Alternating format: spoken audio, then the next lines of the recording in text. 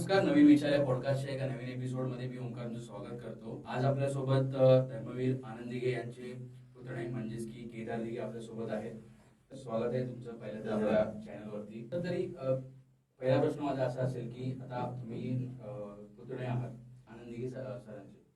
तर बालपण कसं होतं तरी आनंद दिघेंसोबत आमचं? जसं एक काका आणि पुतळ्यांचे संबंध असतात, काका आणि पुतळ्यांचं जे नातं असतं त्याच पद्धतीचं नातं माझं आणि माझ्या आनंद काका बरोबर होतं. खूप काही वेगळं नाही, कारण की लहान वयामध्ये दिघे साहेब बाहेरच्या जगासाठी किंवा समाजासाठी काय आहेत याचा विचार देखील नव्हता. जसं समजायला लागलं तसं समजायला लागलं की बाबा माझा काका किती मोठा आहे किंवा त्यांना लोक कशा पद्धतीने त्यांची पूजा करतात, कसं त्यांना मानतात, कसे त्यांची विचारधारणा घेऊन पुढे जातात.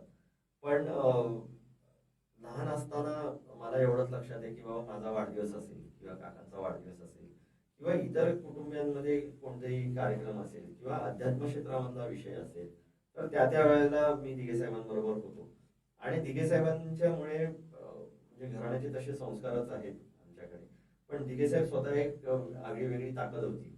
आपल्याला माहिती असेल की अध्यात्म क्षेत्रामध्ये खूप वेगळ्या पद्धतीने दिघे साहेबांना आज देखील लोक त्यांच्याकडे वेगळ्या नजरियाने बघतात. आणि तेच अध्यात्माचे संस्कार माझ्यावरती देखील दिघे साहेब असताना झाले.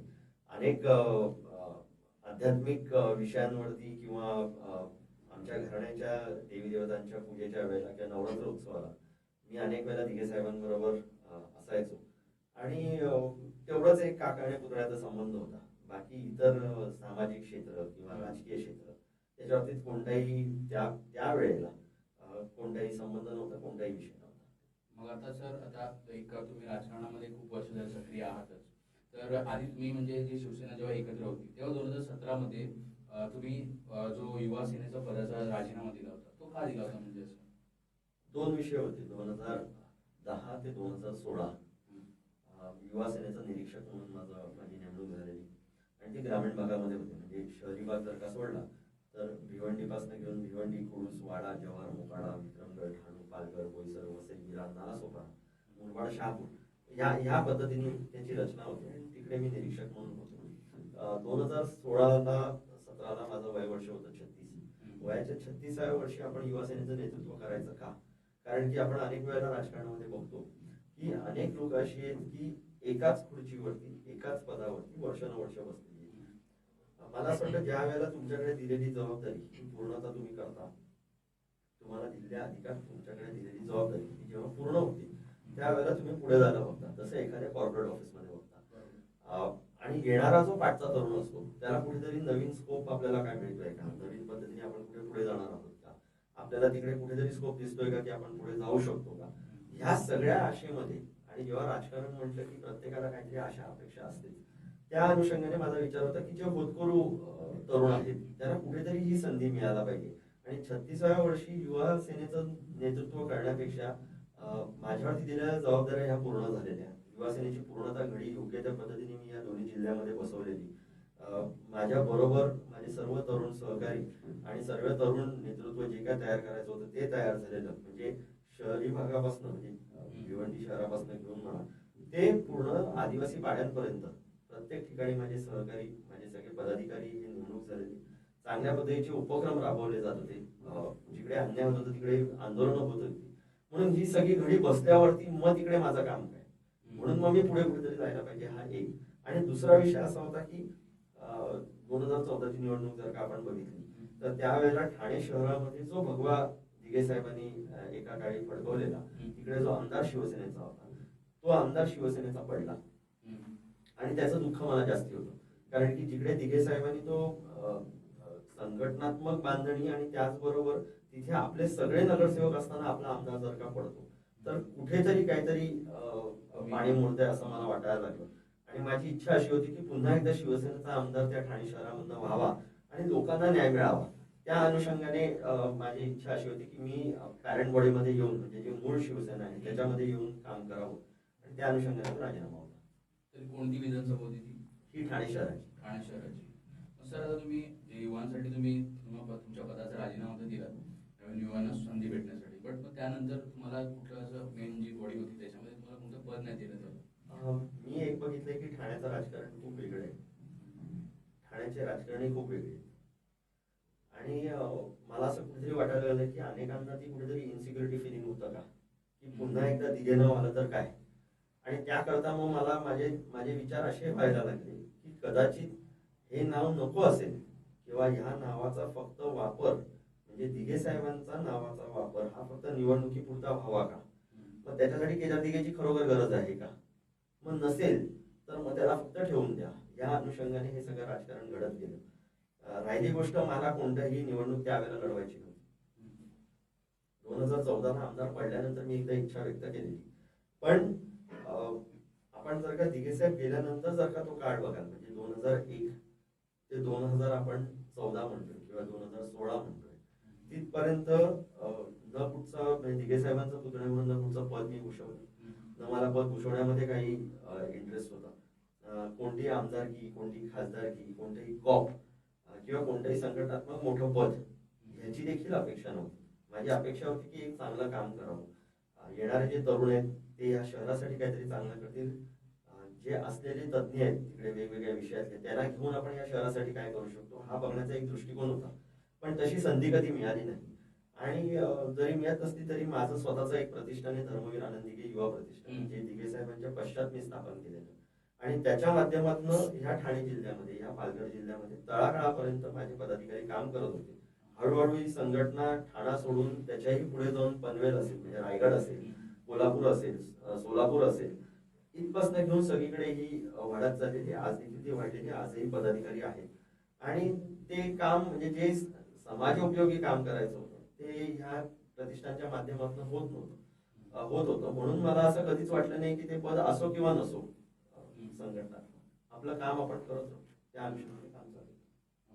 मग आता सर, आता जे आता आपले महाराष्ट्राचे मुख्यमंत्री आहेत त्यांची जी विधानसभा आहे त्यांची जे त्या जागेवरनं लढत आहेत, बरोबर, त्या जागेवरनं आता आपल्याकडनं कोण असेल तरी, म्हणजे महाविकास आघाडीतून काँग्रेस असेल की तुम्ही स्वतः लढणार तिथे, की आदित्य ठाकरे स्वतः येतील तिथे लढण्यासाठी? विषय असा आहे की वेळोवेळी आदित्य साहेबांनी ह्या विषयावरती बोललेले, अनेक वेळेला त्यांनी ह्या गोष्टीचा चॅलेंज केलेला आहे. वरळी असो किंवा कोकणी पाचपकडी विधानसभा असो, ते स्वतः मुख्यमंत्र्यांच्या समोर उभं राहायला तयार आहे. हा चॅलेंज समोरच्यांनी घ्यायचा आहे. एक दुसरी गोष्ट अशी आहे की शिवसेना ही संघटना अशी आहे जिकडे वरिष्ठ पातळीवरती हा आदेशावरती चालतो. जिकडे पक्षाचे पक्षप्रमुख सन्माननीय उद्धवसाहेब ठाकरे असतील, त्याचबरोबर त्यांच्याबरोबर एवढे अनेक वर्ष काम करणारे ज्येष्ठ शिवसैनिक असतील, ज्येष्ठ नेते असतील, हे लोक ठरवतात की कुठची विधानसभेवरती कोण उभं राहणार किंवा निवडणुकीचं तिकीट कोणाला द्यायचं. म्हणून आतापर्यंत तरी अशी कोणतीही गोष्ट किंवा कोणतीही आदेश आमच्यापर्यंत आलेले नाही. पण ज्या वेळेला निवडणुका येतात त्यावेळेला ह्याच्यावरतीचा कॉल घेतला जातो आणि त्याच्यानंतर ठरवलं जातं. आणि सर आता त्यानंतर जेव्हा तुमच्या ठाणे जिल्हापती म्हणजे तुमचं निवड झाली, त्यानंतर दुसऱ्याच दिवशी तुमच्यावरती एक बलात्काराचे आणि असे आरोप करण्यात आले. काही प्रसारमाध्यमातून ते प्रसारित सुद्धा करण्यात आलं खूप जागी.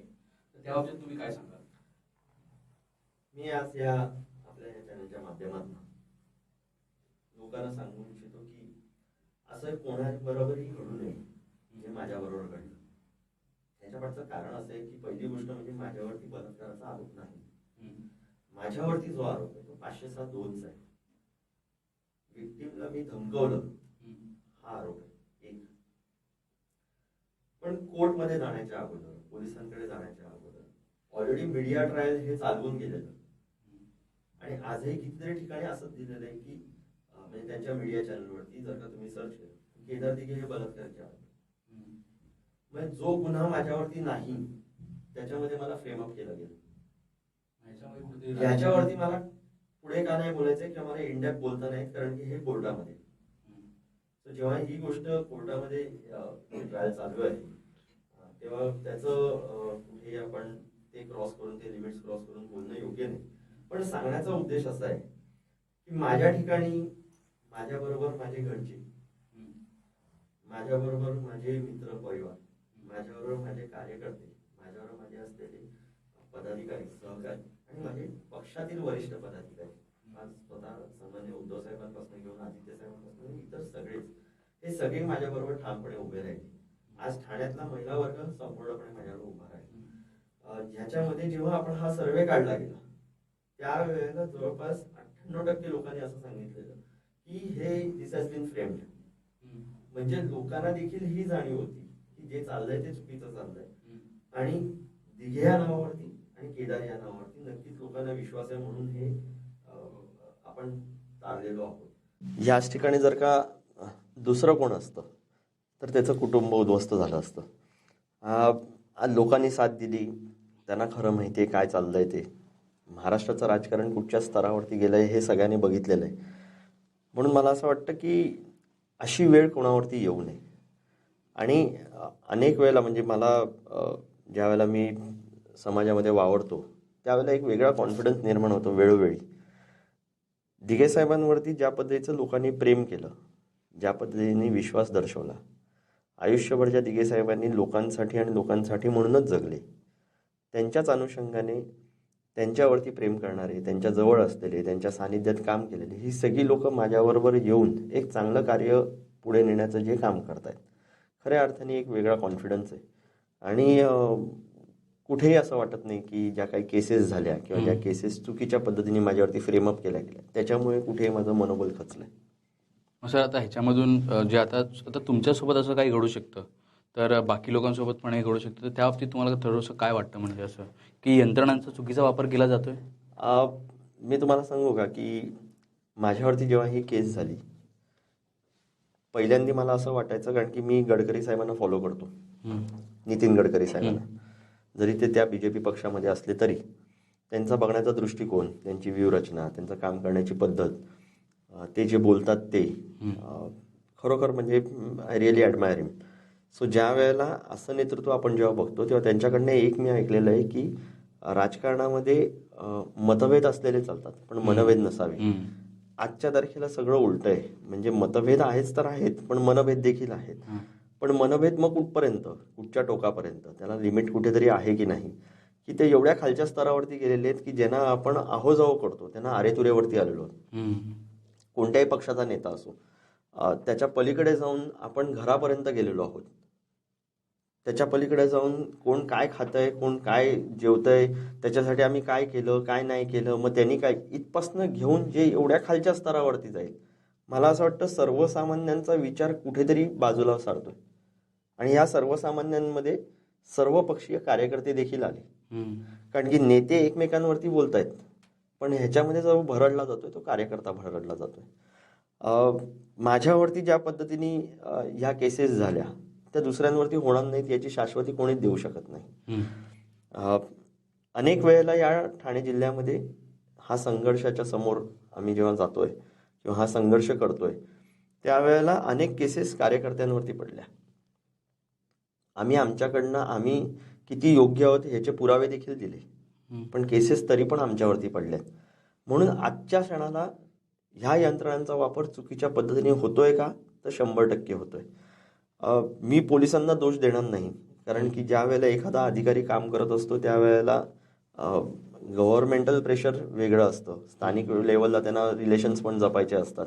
पण शेवटी तो हतबल होतो हे मी गेल्या 1.5 वर्षामध्ये बघितलेलं आहे. आणि तो हतबल एवढा होऊ शकतो अत्यंत दुर्दैव आहे. सो मला असं वाटतं की यंत्रणांचा वापर होतोय, चुकीच्या पद्धतीने होतोय, पण तो कोणत्याही पक्षाच्या कोणत्याही कार्यकर्ते तशा पद्धतीने व्हायला नाही पाहिजे. पोलिसांनी आपलं काम चोखपणे आपल्या पद्धतीने केलं पाहिजे, कोणत्याही प्रेशरला न बळी पडता. पण तसं होताना आपल्याला कुठेही दिसत नाही. नक्कीच सर. तर एक प्रश्न होता आपला जिव्हाळ्याचा आणि एक ठाण्यातला आपला, की आनंद आश्रम कुठेतरी धर्मवीर आनंदींच्या नावानेच म्हणजे त्यांना ओळखलं जातं. तर सध्याच्या वेळेला आनंद आश्रम नक्की आहे कोणाचं? मी तुम्हाला सांगू की दिघे साहेबांबरोबर अनेक वर्ष ज्या शिवसैनिकांनी काम केलं, अनेक ज्येष्ठ मंडळी आहेत, अनेक असे पदाधिकारी आहेत जे आजच्या तारखेला ह्या पक्षात देखील आहेत उद्धव साहेबांच्या आणि गटात देखील गेलेले आहेत. जिथपर्यंत मला माहिती आहे की मी ज्या त्या लोकांना ओळखतो त्या अनुषंगाने मला माहिती आहे की त्यांच्या मनात नाही ही गोष्ट करणं. पण ज्या काही गोष्टी घडल्या असतील, आनंद आश्रमाकडे बघण्याचा दृष्टिकोन सर्वसामान्य जनतेचा, ठाणे जिल्ह्यातील लोकांचा आणि महाराष्ट्रातील कार्यकर्त्यांचा हा खूप वेगळा आहे. आनंद आश्रम म्हटलं की आजच्या तारखेला लोकांच्या डोळ्यातनं पाणी येतं. याच्या पाठचं कारण असं आहे की तिकडे दिघे साहेबांचा वावर होता, दिघे साहेबांचा सहवास होता, दिघे साहेब राहायचे. ते एकच असं आश्रम आहे जे 24 तास 365 दिवस लोकांसाठी उघडं होतं. तिकडे कोणत्याही रेफरन्सेस, कुठेही ओळखी पाळखी काही गरज नव्हती. माणूस आला की दिघे साहेब त्याचं काम हे आपलं कर्तव्य समजून करत होते. दिघे साहेबांच्या पश्चात जे लोक म्हणत होते की दिघे साहेब आमचं दैवत, त्या लोकांनी स्वतःच्या पाट्या लावून घेतल्या. आज दुर्दैव आहे की ज्या आनंद आश्रमामध्ये कोणताही धर्म, कोणती जात हे कुठेही बघितलं नव्हतं जात, तिकडे आज पक्षाचं नाव लागलं, तिकडे पक्षाच्या त्यांच्या नेत्याचं नाव लागलं. जर का तुम्हाला एवढी श्रद्धा होती, एवढी भक्ती होती, एवढं प्रेम होतं, एवढी आपुलकी होती, एवढं जर का दिघे साहेबांना तुम्ही दैवत मानत होतात, तर तिकडे फक्त दिघे साहेबांचं नाव लिहायला पाहिजे होतं. ते आनंद आश्रम जर का आनंद आश्रम राहिलं असतं, आज जर का बघाल तर पहिल्यांदीच्या आनंद आश्रमामध्ये जो गोडवा होता त्याच्यामध्ये एक वेगळी प्रेमाची ऊब होती. ती ऊब आजच्या या कॉर्पोरेट आनंद आश्रमामध्ये दिसत नाही. मला असं वाटतं की आनंद आश्रम नुसतं पॉश केलं म्हणजे दिघे साहेबांचा तिकडे आजही सहवास आहे का, तर मला असं वाटतं तिकडे नाही आहे. कारण की दिघे साहेबांना मानणारा वर्ग हा सर्वसामान्यांचा होता. दिघे साहेबांना मानणारा वर्ग हा प्रत्येक जाती धर्मातला होता. दिघे साहेबांना मानणारा वर्ग हा प्रत्येक पक्षातला होता. तिकडे कोणत्याही एक पक्षातले कार्यकर्ते नव्हते. म्हणून आजही लोक त्याच्या बाहेरनं जाताना दिघे साहेबांचा विचार करून, त्या वेळेचा काळ आठवून आजही नतमस्तक होतात. पण जर का तुम्ही आजचा आनंद आश्रमा बोलाल किंवा मला जर का विचाराल, तर मी तिकडे जाण्याचं सोडलेलं आहे. ज्या वेळेला ज्या दिघे साहेबांचा आनंद आश्रम एक झोपडीच्या किंवा एका कुटीरच्या हिशोबात होतं, त्या सोडून जे काय त्यांनी उभं केलेलं आहे त्याच्यामध्ये तो गोडवा राहिलेला नाही, आणि याचं दुःख आहे. तर सर, ह्या बाबतीत जर आत्ताच्या वेळेला म्हणजे आताचं जी परिस्थिती आहे, ह्या परिस्थितीमध्ये जर तुमचं दिघे साहेबांसोबत बोलणं झालं असतं, तर तुम्ही काय संवाद साधला असता तरी त्यांच्याशी? कसं आहे, दिघे साहेब असते तर अशा पद्धतीची गद्दारी झाली नसती, अशा पद्धतीचे मतभेद झाले नसते. कारण की दिघे साहेबांनी दिलेला शब्द हा प्रमाण होता सगळ्यांसाठीच, आणि दिघे साहेबांच्या पुढे जाऊन कोणाची कोणतीही चुकीची गोष्ट करण्याची हिंमत नव्हती. दिघे साहेब जर का असते तर आपल्याला माहिती आहे दिघे साहेब शेवटपर्यंत या भगव्याप्रती एकनिष्ठ होते, बाळासाहेबांप्रती एकनिष्ठ होते, या शिवसेनेप्रती एकनिष्ठ होते. आणि दिघे साहेब जर का असते तर कदाचित मी या राजकारणात आलो पण नसतो. ही वस्तुस्थिती आहे. याच्या पाठचं कारण असं आहे की दिघे साहेबांनी कधीही स्वतःचा स्वार्थ बघितला नाही. स्वतःच्या घराकडे, स्वतःच्या नातेवाईकांच्या मिळकतीकडे, स्वतःच्या मिळकतीकडे कधीही लक्ष दिलं नाही.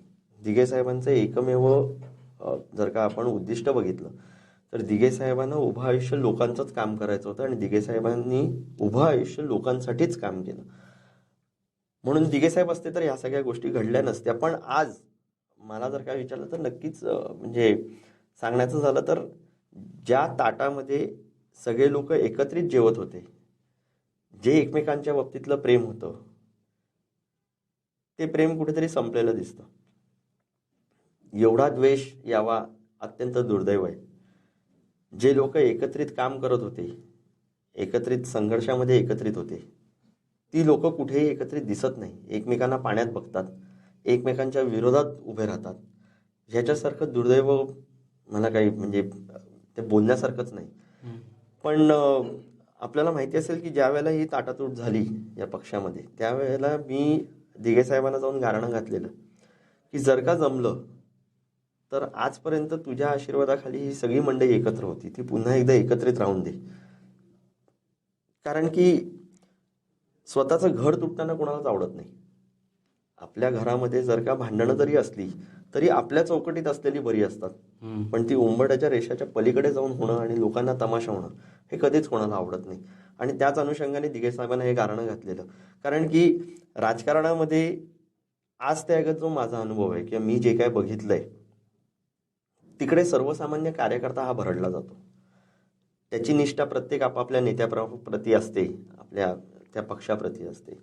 पण शिवसेना हा पक्ष हा बाळासाहेबांनी त्यांच्या विचारांनी चालू केलेला आहे. लोक त्यांच्या विचारांनी जुडलेली आहेत.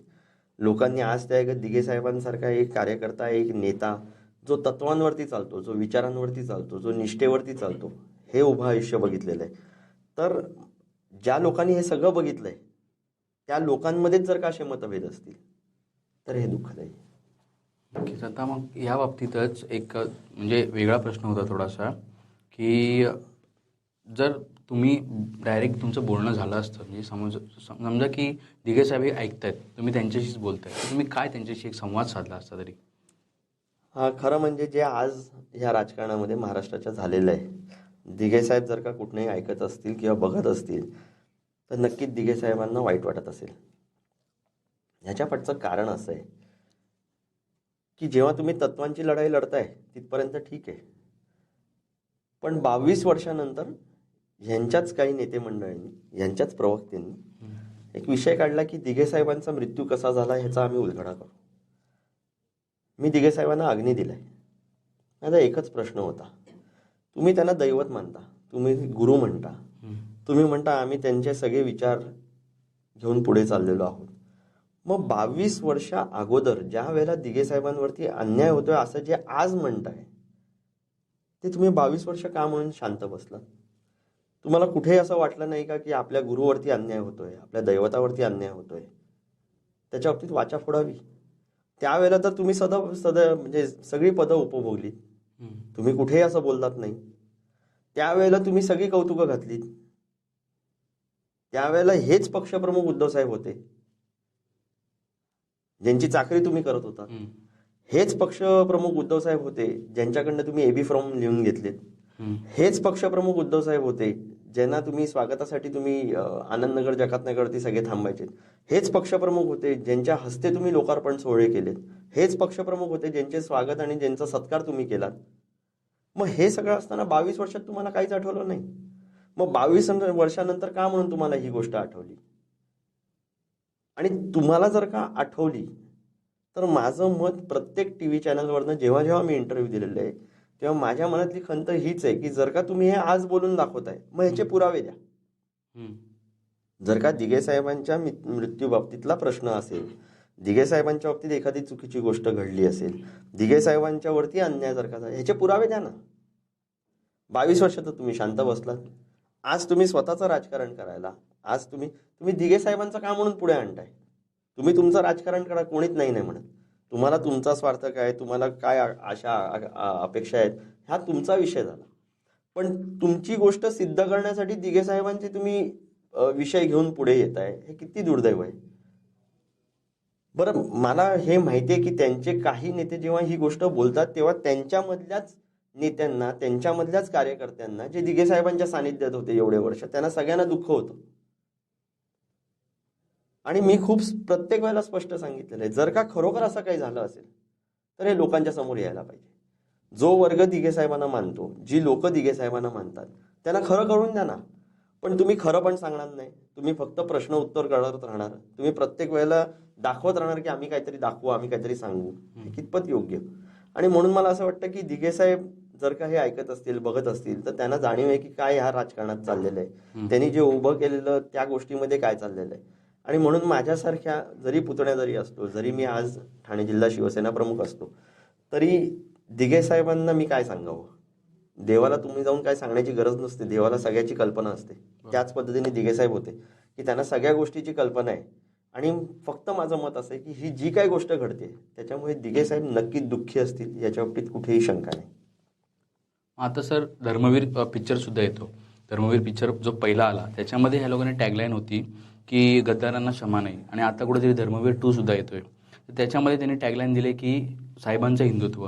हे टॅगलाईन का चेंज करण्यात आली आणि त्याच्यावरती तुमचं म्हणणं काय? धर्मवीर जेव्हा मी पहिला पिक्चर बघितला त्यावेळेला मी स्टेटमेंट अशी दिलेली की दिघे साहेबांच्या जवळ हे फक्त 3 आणि 5 जण नव्हते, पहिली गोष्ट. दुसरी गोष्ट अशी की दिघे साहेबांचा परिवार हा खूप मोठा होता.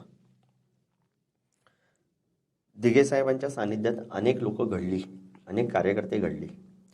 आणि म्हणून हा 3 किंवा 4 जणांना घेऊन केलेला पिक्चर आणि एखाद दुसऱ्यावरती फोकस केलेला पिक्चर, हा पिक्चर नसू शकतो, ही बायोग्राफी नसू शकते. ही दिघे साहेबांवरती बेस्ड आउट धर्मवीर आहे का? तर माझं मत आहे नाही. दुसरी गोष्ट अशी आहे की जर का तुम्ही तो पिक्चर बघितलात तर फर्स्ट हाफमध्ये दिघे साहेब आहेत, सेकंड हाफमध्ये दिघे साहेब सोडून त्या पिक्चरचा ट्रॅक बदलतो. धर्मवीर या पिक्चरमध्ये दिलेली जी टॅगलाईन आहे की गद्दारांना क्षमा नाही, हे सगळ्यांना अप्लाय होतं, सगळ्यांसाठीच आहे ते. दिघे साहेबांचे विचार घ्यायचे पण गद्दारी करायची, हे कितपत योग्य? दिघे साहेबांच्या तत्वांच्या बाबतीत बोलतो आपण, पण ते आपण फॉलो नाही करायचे, फक्त दिखावा करायचा, हे कितपत योग्य? दिघे साहेबांनी उभं आयुष्य स्वार्थ कुठे बघितलं नाही, या लोकांनी सगळं स्वार्थ बघितलं. म्हणून मला असं वाटतं पिक्चर हा कमर्शियल आहे. लोकांनी कुठेही म्हणजे दिघे साहेब दिसतात, मी पण स्वतः भावूक झालेलो, कारण की आनंद काका दिसतोय समोर, दिघे साहेब दिसत आहेत, हे म्हटल्यावरती किंवा हे बघितल्यावरती कुठेही कोणीही भावूक होईल जे दिघे साहेबांच्या जवळ राहिलेले आहेत. पण दिघे साहेबांच्या वरती बेस्ड आउट हा पिक्चर आहे का, तर माझं मत नाही. राहिली गोष्ट हिंदुत्वाचं, तर सध्याची स्थिती अशी आहे की धर्माच्या बाबतीतलं राजकारण चालू आहे पूर्णतः. आणि दिघे साहेब हे जरी हिंदू धर्मी असले, दिघे साहेब ह्यांना जरी गर्व असला आपल्या हिंदू धर्म असण्याचा, तरी दिघे साहेबांनी कधीही दुसऱ्या धर्मांवरती अन्याय केला नाही, त्यांना कधी तुच्छ वागवलं नाही, कधी त्यांना वाईट वागणूक दिली नाही. कोणत्याही जाती धर्माला, कोणत्याही जातीपातीचं राजकारण न करता दिघे साहेबांनी सामाजिक पद्धतीने आणि राजकारणाची जोड घेऊन जे त्यांच्या हातामध्ये अधिकार होते ते लोकांच्या हितासाठी वापरले. मला असं वाटतं ह्या ज्या पद्धतीने हे लोक जे काही फ्रेमअप करतायत किंवा दिघे साहेब दाखवण्याचा जो प्रयत्न करतायत, दिघे साहेब खूप वेगळे होते. आणि ज्यांना दिघे साहेब कळले असतील ते कुठेही ह्या सगळ्या गोष्टीला बळी पडणार नाहीत. बघण्यासाठी ठीक आहे, पण खोटे पिक्चर काढून स्वतःचा प्रोपोगंडा करून स्वतःचा काहीतरी आम्ही काहीतरी करतोय दिघे साहेबांसाठी हे दाखवण्याचा प्रयत्न कोणी करू नये. आणि जर काही चुकीचं दाखवलं गेलं असेल तर ह्यांचे प्रोड्युसर, ह्यांचे डायरेक्टर, ह्यांचे जे कोण हे असतील त्यांना नक्कीच प्रश्न विचारला जाईल. जसं की आता त्या ट्रेलरमध्ये सुद्धा दाखवलं गेलेलं आहे की नक्की त्याच्यामध्ये प्रश्न त्यांनी विचारला की हॉस्पिटल जाळलं गेलं, तुम्ही रिपोर्ट बघितले का, असं ट्रेलरमध्ये दाखवण्यात आलं आहे. तर त्या ट्रेलरवरूनच तुम्ही आता जसं म्हणलात की जर हे खरंच घडलं होतं तर 22 वर्ष गप्प का होते, त्याबद्दल तुम्हाला काय वाटतं? तरी दिघे साहेबांना ज्यावेळेला अग्नी दिली त्याच्यानंतर म्हणजे अस्थि विसर्जनाच्या वेळेला असेल, त्या हॉस्पिटलला जाणं असेल, ह्या सगळ्या गोष्टी त्या वेळेला केलेल्या. माझा वयवर्ष होता 19. माझं खूप सोपं म्हणणं आहे, या राजकारणाशी काही संबंध नव्हता. या लोकांना दिघे साहेबांबरोबर होते त्यावेळेला, ज्या वेळेला दिघे साहेब गेले त्यावेळेला असलेल्या लोकांना जर का विचाराल तर हॉस्पिटलचा जो सीन दाखवला गेला, जी लोक दाखवली गेली, फेक आहे. हा दिघे साहेबांना खांद्यावरनं काय नेतायत, दिघे ॲब्सोल्युटली फेक आहे. मी काही लोकांशी बोललेलो आहे जे त्यावेळेला होते. ओके, दिघे साहेब झाले तेव्हा जाळपोळ झाली, तोडफोड झाली, ही वस्तुस्थिती आहे. पण त्याच्या पलीकडे जाऊन ह्या सगळ्या गोष्टी घडल्या का? ह्यांच्यापैकी तरी ही लोक होती का जे हे दाखवत आहेत ना की आम्ही दिघे साहेबांवर, ही लोक कुठे होती? त्यावेळेला जी लोक होती ती वेगळी होती. ज्यांनी दिघे साहेबांबरोबर आयुष्य घालवलं ती लोक वेगळी होती. जे दिघे साहेबांचं गाडीमधनं जाताना दिघे साहेबांना डुलकी लागत असताना त्यांचा पाठनं आपण डोकं पकडावं म्हणजे ते कुठेतरी डुलकी लागताना त्यांनी झोप उडणार नाही, ही लोक वेगळी होती. दिघे साहेबांचं जेवण, दिघे साहेबांची औषधं बघणारी लोक वेगळी होती. दिघे साहेबांचे फोन घेणारी लोक वेगळी होती. दिघे साहेबांबरोबर 24 तास फिरणारी लोक वेगळी होती. कुठे आहेत ते? आणि तुम्ही काय दाखवताय? कशासाठी दाखवताय? स्वतःचा मोठेपणा करण्यासाठी किंवा लोकांना दाखवण्यासाठी आम्ही एवढे जवळ होतो? दिघे साहेब फक्त ठाणे शहरापुरते मर्यादित नव्हते, दिघे साहेब उभ्या जिल्ह्यासाठी होते. अनेक असे आदिवासी पाडे आहेत जिकडे आजही दिघे साहेबांना पूजलं जातं.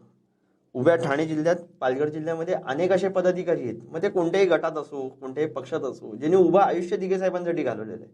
त्यांच्या बाबतीतला उल्लेख नाही का? म्हणून म्हणजे फक्त शहरातले 5-10 घेतले म्हणजे पिक्चर झाला का? आणि दिघे साहेबांवरती जर का पिक्चर काढण्याचा झाला ना तर नेटफ्लिक्सवरती जशा सिरीज चालतात तशा सिरीज कराव्या लागतील, तेवढे एपिसोड्स करावे लागतील. म्हणजे एका एपिसोडमध्ये, एपिसोड 1 मध्ये 8 जर का सिरीज काढल्या तर अजून अशा काढाव्या लागतील तर दिघे साहेब कळतील. आणि दिघे साहेबांनी कुठच्याही गोष्टीचं स्तोम नाही वाजवलं, न धर्माचं, न जातीपातीचं, न स्वतःच्या राजकारणाचं, न स्वतःच्या समाजकारणाचं. एक वेगळा अवलिया होता ज्याने उभं आयुष्य लोकांच्या सेवेसाठीच घालवलं. एक अशी अद्भुत शक्ती होती ज्याच्याकडे गेल्यावरती सर्वसामान्यांपासून घेऊन कुठच्याही उच्चभ्रू माणसापर्यंत, कोणत्याही पदाधिकाऱ्यापासून घेऊन कोणत्याही अधिकाऱ्यापर्यंत न्याय मिळायचा, त्यांची कामं व्हायची. लोक जेव्हा त्यांच्याकडे जायची, आनंद आश्रमासमोर थांबायची, त्यावेळेला त्यांना एक शाश्वती होती की ज्यावेळेला दिघेसाहेब तिकडे पोचतील, ज्यावेळेला दिघेसाहेबांच्या आपण समोर जाऊ, आपलं काम होईल. मला असं वाटतं हे दिघेसाहेब होते. दिघेसाहेबांनी नवरात्र उत्सव, गोकुळ अष्टमी म्हणजे दहीहंडी उत्सव ह्याला कधीही राजकीय रंग नाही दिला. ह्याच्यापाठचं कारणच ते होतं जे दिघेसाहेबांना समजू शकत असतील की सर्वांनी मतभेद विसरून ह्या सणांच्या निमित्ताने का नाही पण सगळ्यांनी एकत्र यावं. ती ताकद होती ठाण्याची, ती ताकद होती आपल्या समाजाची. वेगवेगळ्या लोकांना एकत्रित करून तो सण साजरा व्हावा, वेगवेगळ्या पक्षातले कार्यकर्ते एकत्र यावे, तिकडे कुठेही मतभेद नसावे, तिकडे कोणाचेही बॅनर नाही लागावे. तुम्ही बघा ना, तुम्ही ठाण्याचा इतिहास काढा, दिघे साहेबांनी केलेले इव्हेंट्स बघा. दिघे साहेबांनी इव्हेंट्स हे स्वतःच्या पब्लिसिटीसाठी नाही केले. दिघे साहेबांनी कधीही स्वतःचा बॅनर नाही लावला, कधीही फोटो नाही लावले, कधीही स्वतःचं नाव नाही लावलं. नवरात्रोत्सवाला कधी दिघे साहेबांचे फोटो बघितले? लोक जे तिकडे मदत करायचे, लोकांनी ज्यांनी डोनेशन दिले त्यांच्या पाट्या लागायच्या जुन्या काळी पेंट होऊन. ही प्रथा होती दिघे साहेबांची. आज लागतात स्वतःचे बॅनर, आज लागतात नेत्यांचे बॅनर. ह्याची गरज काय? आणि तुम्ही काय दाखवताय? ज्या माणसाची श्रद्धा एखाद्याच्या पोटी असते, ज्याला आपण गुरु म्हणतो, त्या गुरुचंच तिकडे वाहवा व्हायला पाहिजे आणि शिष्याने ते केलं पाहिजे. हे संस्कार दिघे साहेबांचे आहेत. आपला गुरुच मोठा सदैव. जर का आपण आपल्या गुरुला मानतो आणि आपल्याकडे येणारे जे कार्यकर्ते किंवा जे भक्तगण असतात त्यांना तुम्ही हे सांगितलं पाहिजे की गुरुचा मंत्र करा, माझा नाही. पण आत्ताचे जे राजकारण चाललंय ते खूप चुकीचं चाललंय. गुरुचा फोटो लावायचा पण स्वतःच स्तोम माजवायचं. अत्यंत दुर्दैव आहे. खरंच सर. तर आता एक सध्याच्या स्थितीमधला एक काही दिवसांपूर्वी जो निर्णय आला, जो नार्वेकरने निर्णय दिला, त्याबद्दल तुमचं काय मत आहे? तरी मी परवा मूक निषेध केला. याच्या पाठचं कारण असं आहे, अनेकांना हा प्रश्न पडला की ठाण्यातल्या पदाधिकाऱ्यांनी, कार्यकर्त्यांनी अशा पद्धतीचा निषेध का म्हणून नोंदवला. याची पाठची संकल्पना अशी होती की ज्या वेळेला संविधानाचा गळा घोटला जातो, तिकडे जेव्हा गळचेपी होते, एखाद्या माणसाची जेव्हा गळचेपी होते तेव्हा त्याच्या तोंडातनं ब्र नाही निघत. त्याचा गळा घोटला गेलेला आहे. संविधानाचा गळा घोटला गेला. संविधानाचा गळा घोटला गेला म्हणजे तुमचा, माझा, सर्वसामान्यांचा देखील गळा घोटला गेला. आणि म्हणून तो मूक मोर्चा होता. म्हणून कोणत्याही घोषणा न देता काळे झेंडे दाखवले गेले ह्या निर्णयाच्या विरोधात. तिकडे प्लेकार्डने आम्ही आमची भूमिका व्यक्त केली. पण आपण जर का या महाराष्ट्राच्या कुठच्याही कानाकोपऱ्यात जाल आणि शिवसेना कोणाची किंवा शिवसेनेची स्थापना कोणी केली, तर हे वंदनीय बाळासाहेब ठाकरेंचंच नाव येणार. एक. दुसरी गोष्ट आहे, आपण जर का व्हिडिओ एखादा सर्च कराल बाळासाहेबांचा, तर शेवटच्या त्यांच्या काही दिवसांमध्ये त्यांनी एक हात जोडून विनंती केलेली महाराष्ट्राच्या जनतेला की ज्या पद्धतीने तुम्ही माझा सांभाळ केला त्याच पद्धतीने तुम्ही उद्धव साहेबांना आणि आदित्य साहेबांना सांभाळा. जे प्रेम तुम्ही मला दिलं तेच तुम्ही त्यांना द्या. मला असं वाटतं हे खूप काय सांगून जातं. तिकडे कुठेही पक्ष कोणाचा हे रिटर्नमध्ये लागत नाही. मी पुन्हा एकदा सांगतो, सगळे मंडळी जे म्हणतात ना की बाळासाहेब आमचं दैवत, त्या दैवताने जर का एखादी गोष्ट सांगितली असेल आणि आपण त्या दैवताला जर का मानत असू, तर आपल्या घराण्याचे एवढे तरी संस्कार झालेले आहेत की जिथनं आपण मोठे झालो, ज्यांच्यामुळे आपण मोठे झालो, ते उपकार आपण विसरू नये. बाळासाहेबांनी सांगितलेल्या गोष्टीला जर का सगळ्यांनी होकार दिलेला, बाळासाहेबांच्या पश्चात अनेक वर्ष ज्या उद्धव साहेबांनी ह्याची धुरा सांभाळली आणि यशस्वी पद्धतीने सांभाळली, त्यांच्यावरती असा अन्याय होणं, त्यांच्या कुटुंबियावरती असा अन्याय होणं, ठाकरे या नावावरती अन्याय होणं, शिवसेना या संघटनेवरती अन्याय होणं हे अत्यंत दुर्दैवी आहे. राजकारण एक लेवलपर्यंत ठीक आहे, पण राजकारणाच्या पलीकडे जाऊन जेव्हा तुम्ही पर्सनल होता, हे खूप वाईट आहे. हे शोकांतिका आहे या महाराष्ट्राच्या संस्कृतीची. महाराष्ट्राची संस्कृती ही कधीच अशी नव्हती. महाराष्ट्राचं राजकारण कधीही असं नव्हतं. आपण गोपीनाथ मुंडेंना बघितलेलं आहे, सुशीलकुमार शिंदेंना बघितलेलं आहे, आपण विलासराव देशमुखांना बघितलेलं आहे, R.R. पाटील सारख्या व्यक्तीला बघितलेलं आहे. मला असं वाटतं हे प्रमोद महाजनांना बघितलेलं आहे. ह्या व्यक्तींनी एक वेगळं राजकारणाची लेवलच वेगळी ठेवलेली. आज ती लेवल कुठेतरी खालती आली आणि मला असं वाटतं ही जी लेवल खालती आलेली आहे ही येणाऱ्या पुढच्या पिढीसाठी घातक आहे. येणाऱ्या पुढच्या निवडणुकीमध्ये लोकांनी ठरवायचं की त्यांना काय करायचं. तुमचे अधिकार, तुमची तत्व, तुम्हाला दिलेले संस्कार ह्याच्यामधनं तुम्ही काय गाभा घेता आणि तुम्ही या महाराष्ट्राला काय देता हे लोकांना ठरवायचं आहे. खरं कोण, खोटं कोण, योग्य काय, अयोग्य काय हे लोकांना व्यवस्थितरित्या माहिती आहे. फक्त एवढंच की प्रत्येकजण आपापल्या अडीअडचणीत आहेत. आपण एक थोडासा छोटासा विचार घेऊ की 2 वर्षाच्या कोविडच्या कालावधीमध्ये ज्या वेळेला सन्माननीय उद्धव साहेबांचं सरकार होतं, जेव्हा ते मुख्यमंत्री होते, उभ्या देशामध्ये आणि उभ्या जगात लोक बाहेर जाण्याचं बंद झालेली. जे आज लोक स्तोम वाजवतात ना की 2 वर्ष हे घरात बसलेले, अहो घरात बसून सुद्धा ही योग्य त्या पद्धतीने यंत्रणा राबवणं आणि ती यशस्वी पद्धतीने राबवून लोकांचे जीव वाचवणं हे जास्ती महत्वाचं आहे. त्या 2 वर्षामध्ये जी यंत्रणा तुम्ही राबवली त्याचा उदो WHO पण केला, स्वतः प्रधानमंत्रींनी देखील केला, वेगवेगळ्या राज्यातल्या लोकांनी देखील केला. याच्यापाठचं कारण असं आहे, जेव्हा इतर राज्यांमध्ये लोकांचे शव हे जेव्हा रस्त्यावरती येत होते, गंगेत दिसत होते, त्यावेळेला महाराष्ट्रामधली लोक ही सुखरूप होती. आज जेव्हा आपण हे वावरतोय, आज ज्या पद्धतीने किंवा कोविड जस्ट संपला आणि सगळं ओपन व्हायला लागलं, सगळं चालू व्हायला लागलं, त्यावेळेला आपल्याला आनंद असा असला पाहिजे की ह्या 2 वर्षामध्ये ही यंत्रणा योग्य त्या पद्धतीने राबवली म्हणून माझा जीव वाचला आणि म्हणून मी आज जे काय आहे किंवा जो आनंद उत्सव साजरा करतोय, जे वेगवेगळे नवरात्र उत्सव, दिवाळी, गणपती हे जे सणासुदीचे दिवस जे साजरे करतोय, हे जर का त्या 2 वर्षात जर का माझा जीव नसता वाचला गेला, जिकडे अनेक कुटुंबियांची लोक त्याच्यामध्ये गेली, ते दुःख प्रत्येकाला माहिती आहे. मग हे सगळं होत असताना जर का आपले जीव वाचले गेले, हे कोणामुळे गेले, कोणामुळे वाचले गेले, कुठे यंत्रणा योग्य त्या पद्धतीने. आणि नुसतं उद्धव साहेब नाही तर उद्धव साहेबांबरोबर असलेले सर्व नेते मंडळी असतील, कोणी असतील, मग ते या गटातली देखील असो, पण त्यावेळेला कसं आहे, एखादं कॉर्पोरेट जेव्हा चालतं त्यावेळेला त्याचा चेअरमॅन हे डिरेक्शन्स देतो आणि खालच्या येणाऱ्या सर्व पदाधिकाऱ्यांनी किंवा सगळ्या त्या अधिकाऱ्यांनी ह्या राबवायच्या असतात आणि ते योग्य त्या पद्धतीने राबवले जात आहेत की नाही हे ते वरनं बघत असतात, सुपरवाईज करत असतात. त्याच पद्धतीचं हे राजकारण आहे, त्याच पद्धतीचं हे तुमचं स्ट्रक्चर आहे. मग हे जर का होत असेल तर लोकांना हे समजलं पाहिजे की ह्या महाराष्ट्रामध्ये कशा पद्धतीने योग्य त्या पद्धतीने आपले जीव वाचले गेले, हे समाजामध्ये कसं पेरलं गेलं.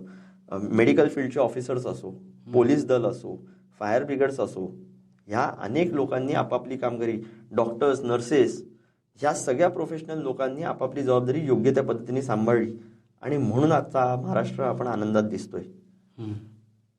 पण याच्या पलीकडे जाऊन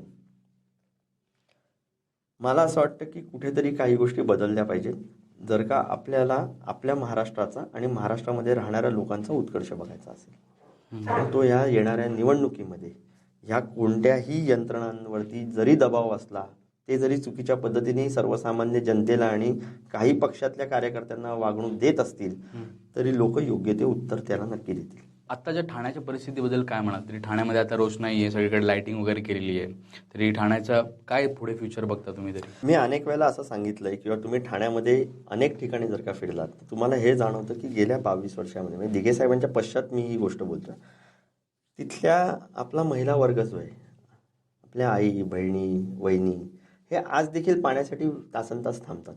अनेक स्लममध्ये ही परिस्थिती आहे. तुम्ही एकीकडे लाईटिंग करताय, एकीकडे पेंटिंग करताय, तुमचा बेसच क्लिअर नाही आहे, तुमचा बेसच स्ट्रॉंग नाही आहे आणि तुम्ही दाखवताय की आम्ही खूप काय करतोय. लाईटिंग केलं आणि पेंटिंग केलं म्हणजे आम्ही ठाण्यासाठी खूप काय करतो असं होत नाही. या गोष्टी कधी करायला पाहिजेत?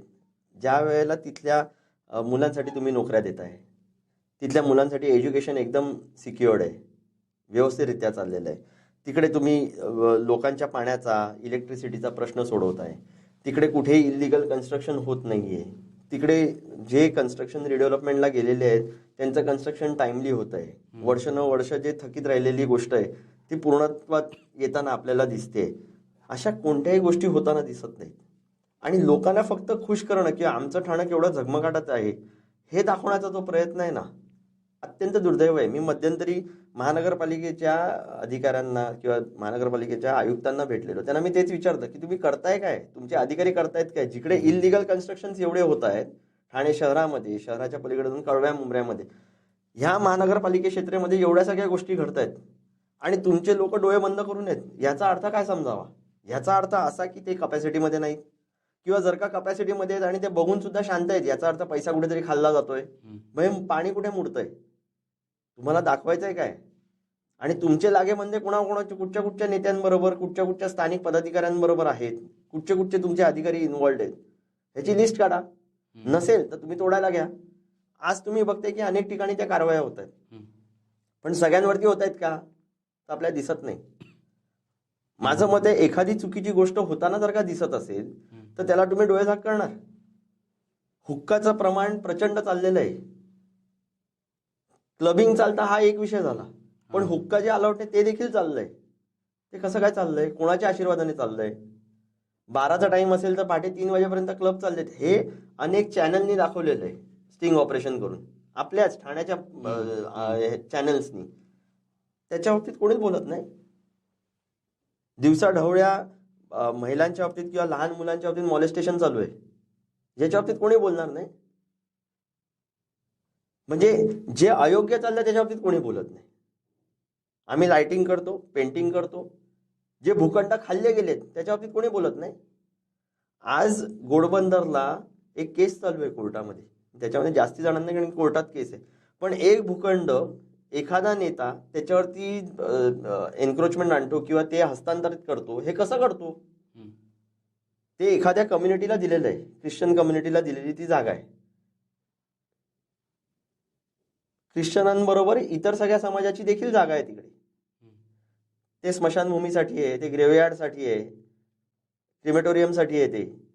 मग ह्या जागा हे कसं काय तुम्ही भूखंड खाऊ शकता? कसा काय तुमचा स्वतःचा क्लेम करू शकता? म्हणजे महापालिकेचे अधिकारी जिकडे हा प्लॅन पुटअप केला जातो ते देखील याच्यामध्ये इन्व्हॉल्ड आहेत. स्थानिक नेते नक्कीच आहेत. मग हे संगणात्मक जर का होत असेल सगळ्यांना एकत्रित घेऊन, याचा अर्थ काय समजावा ठाणेकरांनी? बरं, ठाण्याचे रस्ते जे चांगले आहेत ते परत खोदून तुम्ही नवीन रस्ते बांधताय, काय मेसेज देताय तुम्ही? ठाण्यामध्ये तुम्ही आज स्वच्छते मोहिमेला लागलात. गेले एवढे वर्ष तुमच्याकडेच होती ना सगळी सत्ता, तुम्हीच सगळे पदाधिकारी होतात, तुम्हीच नगरसेवक होतात. तेव्हा काय केलं? जिकडे वेळोवेळी रस्त्याच्या मेन रोडला कुठे कचरा दिसत नाही, गल्ली बोळात गेल्यावरती कचरा आहेच, गटारं तुंबलेलीच आहेत. गटारांची अनेक कामं अशी आहेत जी वरच्यावर केली गेली आहेत. म्हणजे ठाणेकरांचा पैसा एवढा सिंपल आहे का खाण्यासाठी? आणि ठाणेकरांना कोणताही प्रश्न विचारायचा नाही. मी अनेक वेळेला अनेक ठिकाणी जेव्हा मी ह्या मुलाखती देतो तेव्हा मी ठाणेकरांना आव्हान केलेलं आहे की पक्ष नेता बिता हा सोडून द्या, पण ऍटलिस्ट स्वतःचा पैसा, तुमच्या मेहनतीचा पैसा जो कर स्वरूपात तुम्ही भरताय त्याचं होतंय काय हे तरी विचारा. की तुम्ही तो पण अधिकार गमवून बसलेला, तुम्हाला ह्याची पण पडले नाही का की काय होईल? बरं, तुमच्या स्वतःसाठी नाही, तुमच्या पुढची येणारी जी पिढी आहे त्यांना काहीतरी चांगलं मिळावं ह्याची अपेक्षा नाही का तुम्हाला? आणि किती म्हणजे अनऑर्गनाइज प्लॅनिंग किंवा किती इलॉजिकल प्लॅनिंग आहे बघा. अधिकारी वर्ग ज्याला आपण म्हणतो की ह्यांच्याकडे काहीतरी माइंडसेट असेल, तुम्ही छोट्या छोट्या रस्त्यांवरती पण डिवायडर कम्प्लीट लावलेले. कशासाठी? म्हणजे जो ट्रॅफिक होणारा नव्हता किंवा होत नव्हता तो आता ट्रॅफिक व्हायला लागला. म्हणजे तुमच्याकडे प्लॅनिंग शून्य आहे. मग इकडे कुठेतरी मनामध्ये पालचूक चुकते की तुम्हाला ह्या कॉन्ट्रॅक्ट कडून तुमचे पैसे खायचे आहेत का? एक जण माझ्याकडे आले सांगून की शौचालय बांधलेलं, काही लाखो रुपये खर्च गेले की काही कोटी रुपये खर्च गेले शौचालयासाठी, आणि रोड वाइंडिंग मध्ये ते शौचालय परत पाडण्यात आलं. कशासाठी? म्हणजे ह्या अधिकाऱ्यांना माहिती नाही, टाउन प्लॅनिंग काहीच नाही. बरं, नाही तर नाही, पहिल्यांदा नव्हतं, आता पण नाही. मग तुमच्या शिक्षणाचा, तुम्ही असलेल्या त्या पदावरती तुमचा फायदा काय? की तुम्हाला साधं समजत नाही की एखाद्या सिटीचं स्वरूप कसं असावं. तिकडे जर का समजा तुम्ही उद्या रोड वाइडनिंग करणार असाल तर त्याची प्लॅनिंग किती अगोदर केली पाहिजे. जर का प्लॅनिंग असेल तर मग तिकडे शौचालय कशासाठी तुम्ही परवानगी दिलीत, का म्हणून तुम्ही महानगरपालिकेचा पैसा टाकलात. बरं, कोणाला त्याच्यामध्ये पैसा खायचा होता, कारण की पैसा तर खाऊन झाला. एकदा बांधलं की सगळ्यांचे सेटलमेंट झाले, तोडलं की कोणी येऊन पैसे तर देत नाही. बरं, मी अजून एक प्रश्न त्यांना विचारला, जे रस्त्याची कामं तुम्ही देता त्याच्यासाठी तुम्ही प्रोव्हिजन करता की खड्डा पडल्यावरती खड्डा बुजवण्यासाठी म्हणून पैसे आपल्याला एवढे बजेटमध्ये ठेवावे लागतील, कशासाठी. याचा अर्थ तुम्हाला माहिती आहे त्याच्यामध्ये खड्डे पडणार. मग ज्याला कॉन्ट्रॅक्ट देता, जो रस्त्याचं काम घेतो आणि जी शाश्वती डे वनला देतो किंवा मी चांगलं काम करीन, त्याच्यावरती हा बोजा का नाही टाकत, का म्हणून तुम्ही कर भरणाऱ्या त्या नागरिकांकडनं घेता. याची उत्तर कोणी देत नाही. आणि म्हणून मी वेळोवेळी हे सांगतो, बास झालं तेच नगरसेवक, जे चेहरे वर्षानुवर्ष येत आहेत, कोण 5 टर्म, कोण 3 टर्म, कोण पण त्यांनी केलंय काय हे तर बघा. 100 रुपयाच्या कामापैकी 20 रुपये काम दाखवून तुम्हाला खुश केलं, 80 रुपये कुठे आहेत हे तर विचारा. आणि म्हणून माझं ठाणेकरांना आव्हान आहे की येणाऱ्या महानगरपालिकेमध्ये तुम्ही तो कॅन्डिडेट बघा जो तुमच्यासाठी काम करेल. जो आज जर का समजा मारुती 800 किंवा तो होंडा सिटीमधनं फिरत असेल तर तो होंडा सिटीमध्येच असेल नंतर 5 वर्ष. स्वतःच्या बलबुतेवरती काय करेल तो करेल हो, पण महानगरपालिकेचा पैसा खाऊन, लोकांचा पैसा खाऊन तो लगेच फॉर्च्युनर मध्ये येणार नाही, मर्सिडीज मध्ये येणार नाही, स्वतःचे बंगले बांधणार नाही. कारण की लोक जिकडे आहेत तिकडे स्लम मध्ये आहेत.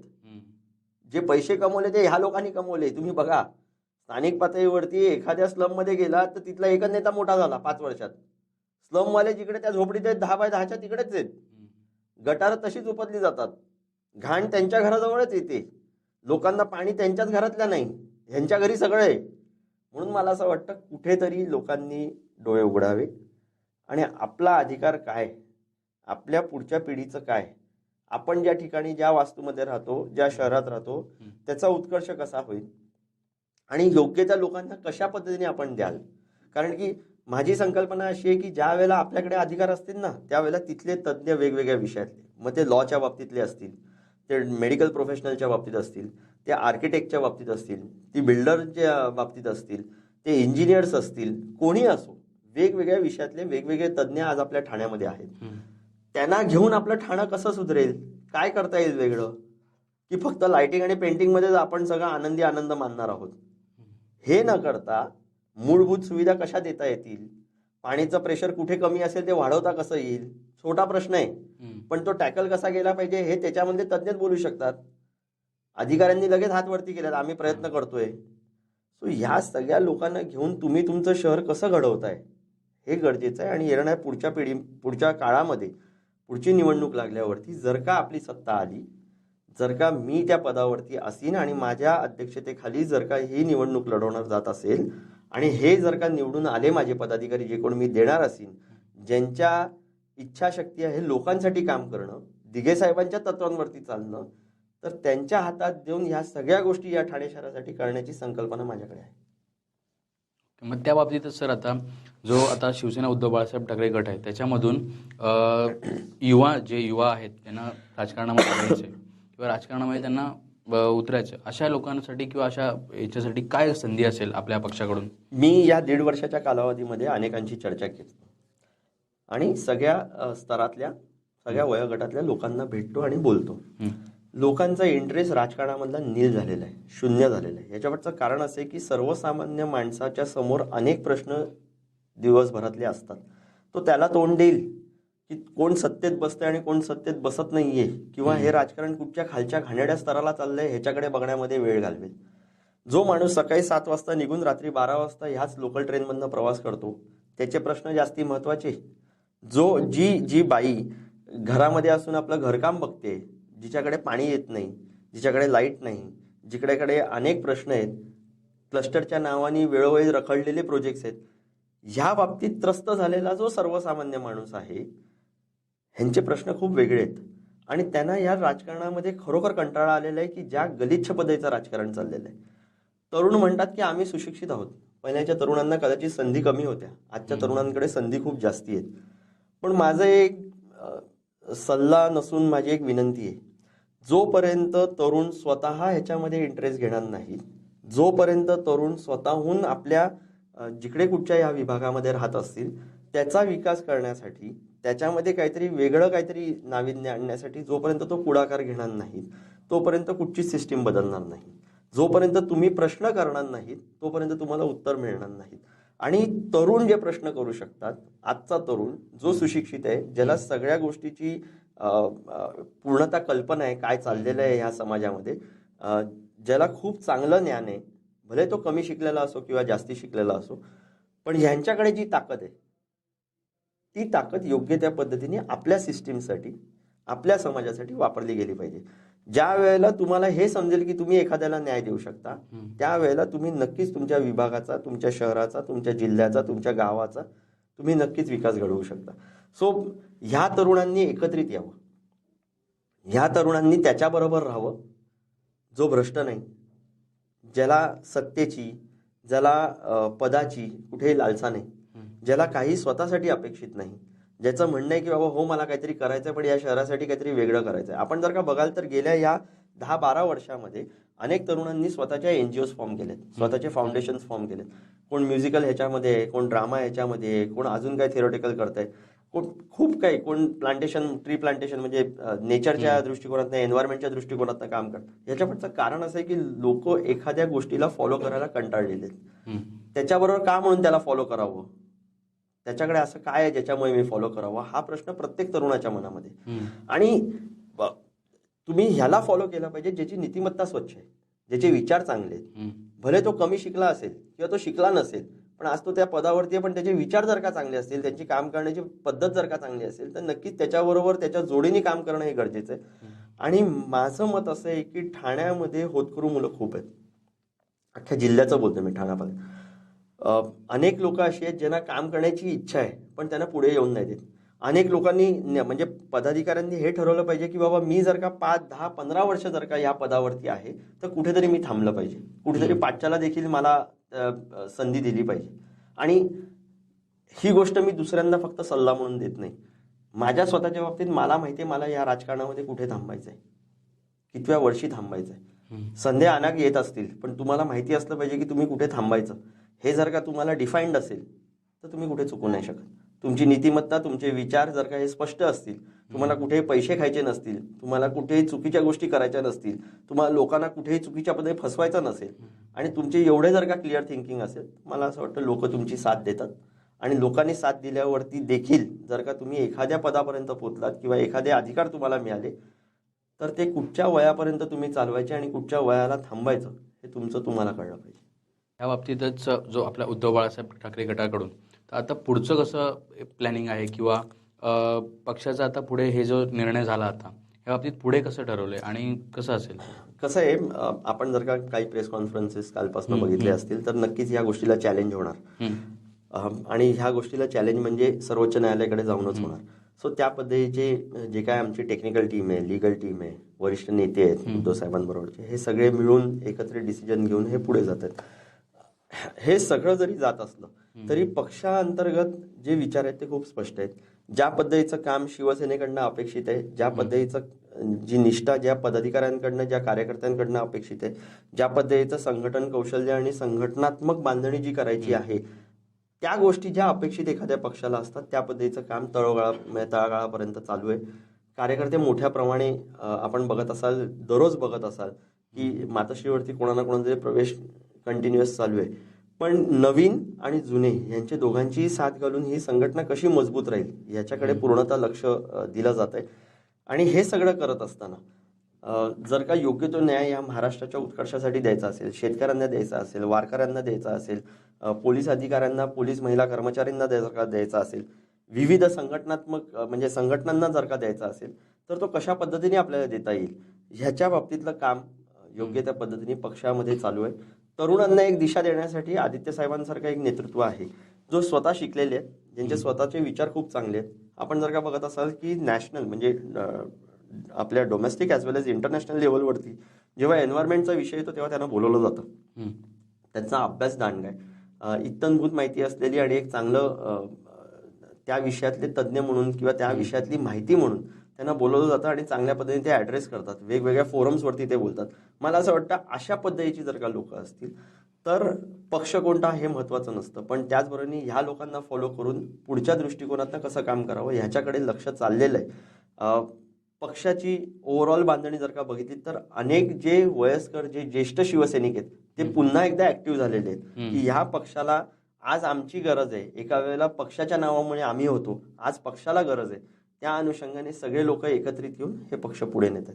सो जेवढे पॉझिटिव्ह गोष्टी जर का बघितल्या गेल्या तर पक्ष योग्य त्या दिशेने चांगल्या विचाराने स्वतः सन्माननीय उद्धव साहेबांच्या नेतृत्वाखाली ज्यांचं व्यक्तिमत्व खूप स्पष्ट आहे, खूप चांगलं आहे, खूप स्वच्छ आहे, यांच्या नेतृत्वाखाली हा पक्ष योग्य त्या दिशेने योग्य त्या चांगल्या पद्धतीने पुढे चाललाय. मग आता पुढे नियमामध्ये काही बदल करण्यात येतील किंवा असे पुन्हा असं घडू नये त्यासाठी? नाही, मला असं वाटतं की कसं आहे, टेक्निकल गोष्टी ह्या टेक्निकली हँडल केल्या जातात, पण नक्कीच कुठेतरी शिवसेना म्हटलं की भावना आल्या, शिवसेना म्हटलं की कुटुंब आलं. हे दुसऱ्या पक्षांसारखं चालत नाही.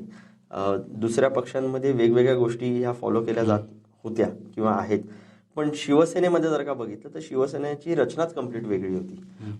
बाळासाहेब म्हटलं की आदेश, उद्धवसाहेब म्हटलं की आदेश, आणि आपल्या पक्षप्रमुखांवरती प्रचंड श्रद्धा, प्रचंड विश्वास, प्रचंड निष्ठा असलेले शिवसैनिक आजही या पक्षामध्ये आहेत. जर का आपण ओव्हरऑल जर का बघाल, फीडबॅक बघाल तर आपल्याला समजून येईल. एखादा त्यांची मुलाखत झाल्यावरती येणारे जे काही कमेंट्स आहेत आणि तेच विरोधकांनी केलेले आणि त्यांच्या खालचे जर का कमेंट्स बघितले तर आपल्याला समजून येतं की लोकांचा कल कुठच्या दिशेने आहे. सो मला असं वाटतं की पक्षाची जे काय विचार आहेत, जे काय ध्येय धोरणं आहेत, ज्या पद्धतीने पक्षाचं कंडक्ट किंवा बायलॉज जे काय तयार करायचे ते ऑलरेडी इन प्लेस आहेत. पण ह्याच्यावरती अजून काय चांगलं करायचं आहे का, तर ती टेक्निकल टीम, ती लेगल टीम, ते सगळे ज्येष्ठ नेते हे सगळे एकत्रित येऊन करतील आणि ते योग्य पद्धतीने होईल. पक्षामध्ये काही वर्षापासून पक्षप्रवेश खूप होत होते, तर आता ते काही वर्ष थांबलेले आहेत, काही महिने झाले. तर आता तुमच्या नेतृत्वाखाली काही पक्षप्रवेश किंवा असं काही चालू होणार आहे? गेल्या 1.5 वर्षामध्ये मी आणि आमचे खासदार विचारे साहेब यांच्या नेतृत्वाखाली अनेक पक्षप्रवेश झाले, यापुढे देखील होतील. अनेक जण येऊन चर्चा करतायत. कोणाची काही अडचण आहे तर कोणाची अजून काही अडचण आहे, कोणावरती दबाव आहे तर कोणाचं व्यावसायिकरित्या कुठेतरी अडचण होऊ शकते अशी जी भीती आहे, त्याच्यामुळे जरी इच्छा असली आणि जरी ते आपल्याबरोबर मनापासून असले तरी काही जण थांबत आहेत. पण त्याच्याही पलीकडे जाऊन सगळ्यावरती मात करून अनेक जण पक्षप्रवेश करायला थांबलेले आहेत. ह्या सगळ्या ज्या कोर्टाच्या प्रोसिजर ज्या चाललेल्या या निकालाच्या त्याच्यासाठी म्हणून थांबून होतो, पण ह्याच्या पुढच्या काळामध्ये नक्कीच ते पक्षप्रवेश होतील. आणि नुसतं ठाणे किंवा पालघरमधनं नाही तर आपण महाराष्ट्रातून बघाल तर अनेक भागातनं, अनेक जिल्ह्यातनं ते जिल्हा प्रमुख, ते जे आमदार आहेत ते त्या महिला आघाडीच्या प्रमुख असतील किंवा महिला नेता असतील, हे सगळ्या ठिकाणी चांगली बांधणी करून चांगले लोक ह्या पक्षाकडे येत आहेत, ह्या पक्षाबरोबर काम करू इच्छितात. वेगवेगळ्या जाती धर्मातली लोक आपण बघितले असेल, मध्यंतरी मुस्लिम समाजाचे अनेक लोक इकडे आले, उत्तर भारतीय लोक आले, असे अनेक म्हणजे जे हिंदी भाषिक आपण म्हणतो ते आलेले. सो असे अनेक वेगवेगळ्या क्षेत्रातली लोक ही उद्धव साहेबांबरोबर काम करण्याची इच्छा त्यांची आहे आणि त्यांचा पक्षप्रवेश आजपर्यंत होता ना, यापुढे देखील होत राहील. मग सर, ह्यावरतीच एक प्रश्न होता की खूप जणांनी आता जेव्हा गट पडले किंवा हे झाले तेव्हा ठाण्यातले भरपूर पदाधिकारी जे आहेत ते शिंदे गटामध्ये सामील झाले. जर त्यांना आता इच्छा असेल परत उद्धव बाळासाहेब ठाकरे गटामध्ये येण्याची, तर त्यांना कसं स्वागत असेल त्यांचं की काय असेल? मी पहिल्यांदा सांगितल्याप्रमाणे शिवसेना हा पक्ष आदेशावरती चालतो. राजकारणामध्ये सगळी गणितं, सगळी समीकरणं ही बसून तुम्हाला पुढे जावं लागतं. पण मी या जिल्ह्याचं नेतृत्व करतो, जिल्हा प्रमुख म्हणून मी आपल्याला सांगतो की ह्या 1.5 वर्षाच्या कालावधीमध्ये, या संकटकाळी, या संघर्षाच्या काळामध्ये जे शिवसैनिक या पक्षाबरोबर राहिले, ज्या लोकांनी अनेक उपक्रम, अनेक संघर्ष, अनेक पोलीस केसेस ज्या लोकांनी सामोरे गेलेले आहेत, ह्या लोकांना न्याय मिळणं अत्यंत गरजेचं आहे. नवीन जे लोक किंवा जे जुने गेलेले आहेत ते परत जर का येण्याच्या मानसिकतेत असतील किंवा येण्याची इच्छा जरी असेल, तो घ्यायचा की नाही घ्यायचा हे उद्धवसाहेब ठरवतील. जर का कोण आले तर उद्धव साहेबांच्या आदेशाने येतील. पक्षाने ठरवलेला आदेश हा आमच्यासाठी सर्वोच्च आहे, म्हणून पक्षाने ठरवलं जर का त्यांना घ्यायचं त्यांचं स्वागतच असेल. पण त्यावेळेला पक्ष देखील ही काळजी घेतोय की जे लोक आपल्यावर उभे राहिले त्यांच्यावरती कुठेही अन्याय होणार नाही. म्हणून मी सांगितलं की जुने आणि येणारे नवीन ह्यांचं एकत्रित करून ह्या संघटनेला, कारण की शेवटी आहे ना, दिवसाच्या शेवटाला हे बघितलं पाहिजे की माझा पक्ष कुठे, माझ्या पक्षाचं हित कशामध्ये. आणि जर का पक्ष मोठा झाला तर आपाप प्रत्येक पदाधिकारी मोठा होतो. हा पक्ष जर का मोठा झाला, हा पक्ष जर का सत्तेत आला, तर जे आपले विचार आहेत, जे आपण मनामध्ये ठरवतोय, जे विचारांमध्ये ठरवतोय की आपल्याला लोकांचं भलं करायचंय, लोकांचं हित बघायचंय, महाराष्ट्राचं हित बघायचंय, त्याचा उत्कर्ष करायचा आहे, तर मला असं वाटतं खऱ्या अर्थाने आपण उत्कर्ष करू शकू. पक्षच मोठा नाही झाला तर सगळ्यांनाच ती खीळ सगळ्यांनाच बसेल. आणि म्हणून ही सगळी जी काही गणित आहेत ते सगळे वरिष्ठ ठरवतात. त्यांचा आदेश हा आम्ही प्रमाण म्हणून चालतो आणि त्या अनुषंगाने त्याची पुढची वाटचाल चालेल. ओके सर, तर खूप छान वाटलं तुमच्याशी बोलून आणि आपला जो पॉडकास्ट होता तो अतिशय छान झाला. आणि जे काय आमच्या मनात सुद्धा प्रश्न होते आणि पूर्ण महाराष्ट्राच्या मनात जी प्रश्न होती त्यांची उत्तरं नक्कीच महाराष्ट्राला भेटली असतील. तर खूप धन्यवाद सर आपल्या पॉडकास्टवरती आल्याबद्दल. Thank you. आणि अजून तुमच्याकडे बघतो तर दिघे साहेबांचा पुतण्या म्हणूनच बघतो, तर एक आदर आमचा आहेच तुमच्याप्रती आणि अख्ख्या महाराष्ट्राचाच आहे तो. एकच विनंती करतो, एक विनंती अशी आहे की महाराष्ट्राच्या जनतेला की ज्या पद्धतीचं प्रेम, ज्या पद्धतीची आपुलकी, ज्या पद्धतीचं अधिकार, ज्या पद्धतीने आपण दिघे साहेबांप्रती आपल्या सगळ्यांचा एक कौटुंबिक संबंध ज्या पद्धतीने होते आणि दिघे साहेबांच्या कार्यकाळीमध्ये ज्या पद्धतीने आपण सगळेजण ठामपणे दिघे साहेबांबरोबर उभे राहिलात, तशाच पद्धतीचे आशीर्वाद आणि प्रेम आपल्या सगळ्यांचे माझ्यावरती असो अशी एक आपल्याला विनंती आहे, जेणेकरून दिघे साहेबांचं स्वप्न, दिघे साहेबांनी केलेलं काम, लोकांचा उत्कर्ष, ठाणे शहराचा नव्हे तर पूर्ण ठाणे जिल्हा आणि पालघर जिल्ह्याचा उत्कर्ष आणि आजच्या ज्या पद्धतीने माझ्यावरती जबाबदारी आली आहे त्या अनुषंगाने महाराष्ट्राच्या जनतेवरती त्यांना योग्य तो न्याय आणि त्यांचं चांगलं कशात असेल हे चांगलं काम, एक लोकोपयोगी काम माझ्या हातून घडो आणि त्याच्यासाठी आपल्या सगळ्यांचे आशीर्वाद खूप गरजेचे आहेत. आणि ते आशीर्वाद, तो अधिकार जो दिघे साहेबांवरती आपण ठेवलेला, जे प्रेम आपण दिघे साहेबांना दिलं, तसंच पद्धतीचं प्रेम आणि अधिकार माझ्यावरती देखील असावे अशी एक विनंती. धन्यवाद.